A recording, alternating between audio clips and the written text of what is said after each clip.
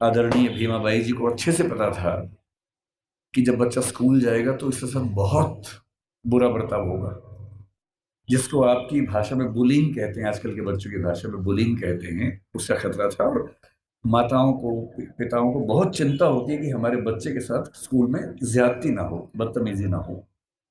कल को आप भी पेरेंट्स बनेंगे, आप भी इस दर्द से गुजरेंगे।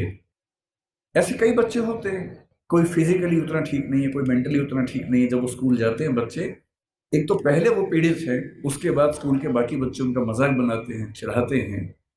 पेरेंट्स को इतना दर्द होता है इस बात से, लेकिन क्या करें। तो उनकी माता जी ने, भीमाबाई जी ने कहा कि देख बेटा, स्कूल जा रहा है, पहले ही समझा रही हूं, बहुत बुरे अनुभव होंगे। लड़ना मत, झगड़ना मत, विद्रोह करके छोड़ मत देना, क्योंकि पढ़ाई करोगे वो अकेला रास्ता है कि कुछ बड़ा कर पाओगे जीवन में, वरना कोई दूसरा रास्ता नहीं है। इस बात को उस छोटे से बच्चे ने मन में बिठा लिया। वो स्कूल गया। उस स्कूल में पहली बार कोई ऐसा बच्चा आया था जो समाज के अछूत कहे जाने वाले समुदाय का हिस्सा था। जो बाकी बच्चे थे बुरे नहीं थे, पर वो भी अपने अपने घर से सीख रहे थे, अपने समाज से सीख रहे थे। उनको ये पता था कि ऐसे बच्चों के साथ नहीं बैठना है, दूर रहना है।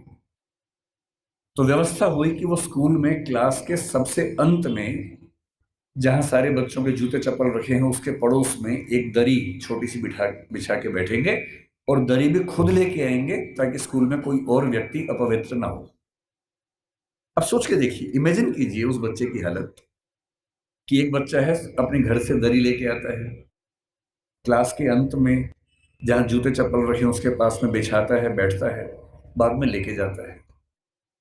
उसके साथ कोई खाना भी नहीं खाता है, तो वो दीवार की तरफ चेहरा करके अपना भोजन करता है जो घर से लेके आया था। उसको पानी पीने की अनुमति नहीं है। आपने ये सब नहीं झेला होगा, उस बच्चे का सोचिए। ये आज से केवल और केवल 110 साल पहले की बात मैं कर रहा हूँ, बहुत पुरानी बात नहीं है, 115 साल पहले की बात। उस बच्चे को पानी पीना है, और स्कूल में पानी की एक ही व्यवस्था है कि जो पानी का नल है या घड़ा है, उसे वो नहीं छू सकता। तो एक चपरासी है जो उसको दूर से पानी देगा तो वो पिएगा, वो घड़ा नहीं छू सकता है। और ये बात कोई और नहीं कहा है, डॉक्टर अंबेडकर ने खुद अपनी आत्मकथा लिखी है। वो उस समय छप नहीं पाई थी, छपी 1990 के आसपास है। अंग्रेजी में उस आत्मकथा के कुल 6 अध्याय हैं। उसका नाम है वेटिंग फॉर ए वीजा। ये उन्हीं की पुस्तक है। उसमें केवल 6 अध्याय हैं, जिनमें से 4 अध्यायों में उन्होंने अपने अनुभव बताए हैं और 2 में बाकियों के अनुभव बताए हैं। और जो पहला अनुभव है वो यही अनुभव है। और वो साफ लिखते हैं कि अगर किस दिन, बच्चों अभी मैं जानता हूं आप बहुत बेचैन हो गए, शरारत करने का मन भी होगा, लेकिन जिनकी बात चल रही है ना, उनके सम्मान में थोड़ा शांत रहें और सुने, है ना, समझें उस बात। चंचलता इस उम्र में होती है, लेकिन थोड़ा सुन लीजिए, क्या हो गया, फायदा हो जाएगा, कुछ नया सीखोगे, है ना। आपकी उम्र से बहुत पहले अंबेडकर जी बहुत सीरियस हो गए थे, इसलिए वो अंबेडकर जी हैं। तो अब तो सीरियस हो ही जाना चाहिए। और जिस व्यक्ति की बात चल रही है उसका कितना एहसान है हम पे, आपके समाज में विशेष रूप से, ये भी समझना चाहिए। जिस दिन चपरासी नहीं आएगा उस दिन पानी नहीं पी सकते हैं। उन्होंने एक वाक्य लिखा अपनी आत्मकथा में, नो पियन नो वाटर। उस समय ऐसी बोतलें नहीं होती थी जो भी आपको बढ़ रही थी, जिन बोतलों के लिए आप हाहाकार मचा रहे थे, उस जमाने में नहीं होती थी। उस जमाने में पियर नहीं आता था तो पानी नहीं मिलता था। उनके नंबर बहुत अच्छे है क्लास में। व्यवस्था थी कि जिसके नंबर जितने अच्छे होंगे वो उतना आगे बैठेगा, पर उनको ये ऑप्शन नहीं था कि वो आगे बैठ सके, उन्हें पीछे ही बैठना था। ये सब झेलते झेलते वो पढ़े। जब 10वीं क्लास में आए तो एक अध्यापक उनके थे, कृष्णा जी अर्जुन सेलुस्कर नाम था उनका।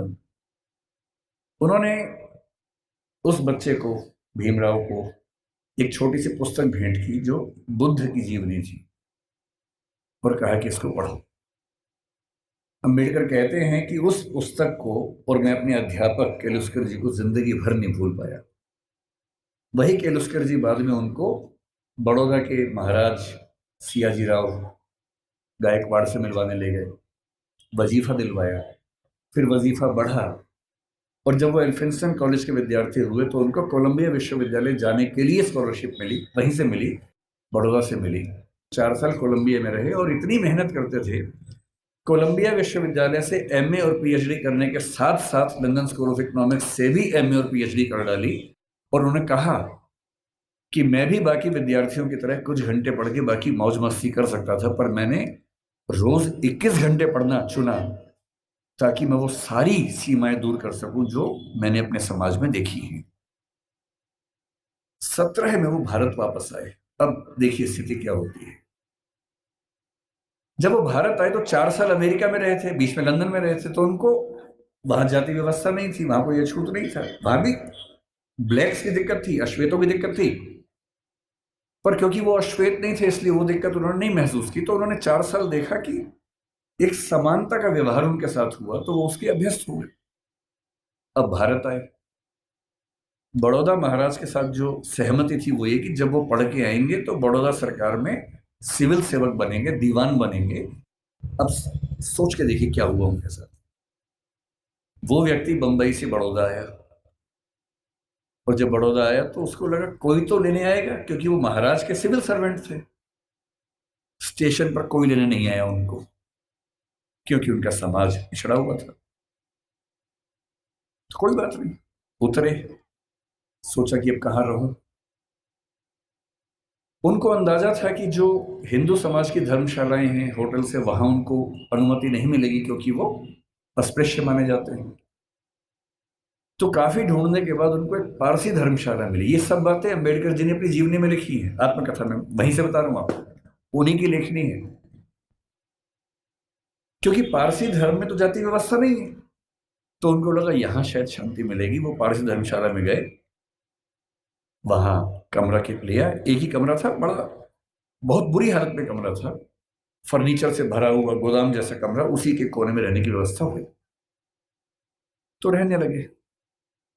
कुछ देर के बाद उस धर्मशाला का जो केयर टेकर था वो गुस्से में आया और उसने कहा कि तुम पारसी नहीं हो। उन्होंने कहा नहीं, मैं तो पारसी नहीं हूं। तो बोले बताया क्यों नहीं? बोले आपने पूछा नहीं, मैं क्यों बताऊं? लेकिन उस धर्मशाला में कई महीनों से शायद कोई आया ही नहीं था, हालत खराब थी। तो फिर सहमति बनी कि यार तुम ना रजिस्टर में कोई पारसी नाम लिख दो, मैं मैनेज कर लूंगा। और बोले मुझे कुछ दिन में घर मिल ही जाएगा, मैं फिर वहां शिफ्ट हो जाऊंगा।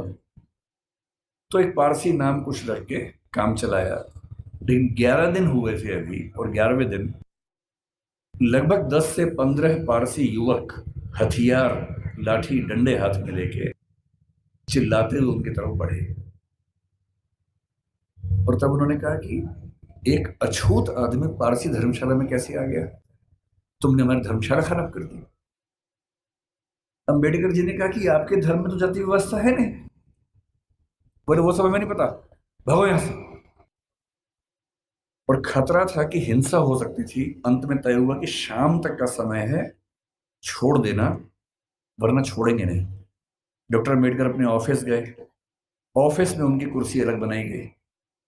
उनका चपरासी उनको पानी इस तरह से देता था कि जैसे किसी खराब व्यक्ति को दे रहा हो। फाइलें फेंक के देता था ताकि छू ना ले।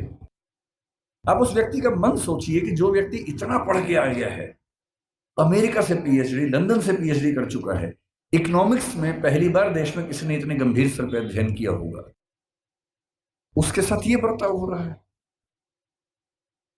उन्होंने महाराजा के सचिव से बात की, भाई मुझे रहने को घर कब मिलेगा, छोड़ना है मुझे। कोई जवाब नहीं मिल पाया। शाम तक छोड़ना है। पूरे बड़ौदा में एक भी जगह नहीं है जहां वो रह सके। अंतिम उपाय क्या किया? अपने एक हिंदू दोस्त से बात की कि भाई, जो दो दोस्त उनके बाहर से पढ़ के आए थे, एक हिंदू एक ईसाई, दोनों से बात की। हिंदू दोस्त से कहा यार ऐसा कि ऐसे ऐसे छोड़ना पड़ रहा है पारसी धर्मशाला, क्या मैं तुम्हारे घर रह सकता हूँ? बहुत प्रगतिशील व्यक्ति था, पर उसने 2 मिनट चुप होकर बोला कि देख यार, मुझे तो दिक्कत नहीं है, पर मेरे यहाँ जो लोग काम करते हैं ना, वो सब काम छोड़ देंगे, क्योंकि तुम अगर रहोगे तो वो फिर सब खत्म हो जाएगा। तो बोले ठीक है, कोई बात नहीं। एक ईसाई दोस्त था, ईसाइयों में तो प्रथा नहीं होती है, उससे पूछा। उसने कहा यार हूं तो मैं ईसाई, लेकिन कुछ पीढ़ी पहले हम हिंदू थे, तो हमारे परिवार में अभी तक वो संस्कार हैं, और मेरी पत्नी इस बात से भड़क जाएगी कि आपने एक अछूत को अपने घर में कैसे बुला लिया। और तब डॉक्टर अंबेडकर लिखते हैं अपनी आत्मकथा में, जो हिंदू समाज के लिए अछूत है वो पारसी के लिए भी अछूत है, वो ईसाई के लिए भी अछूत है। और यही मुंबई में सिडनेहम कॉलेज में जब वो प्रोफेसर बन के गए, वहां भी ये बर्ताव हुआ कि उनको पानी पीने की व्यवस्था अलग थी। सिडनेहम कॉलेज जो कि बहुत प्रतिष्ठित कॉलेज है मुंबई का,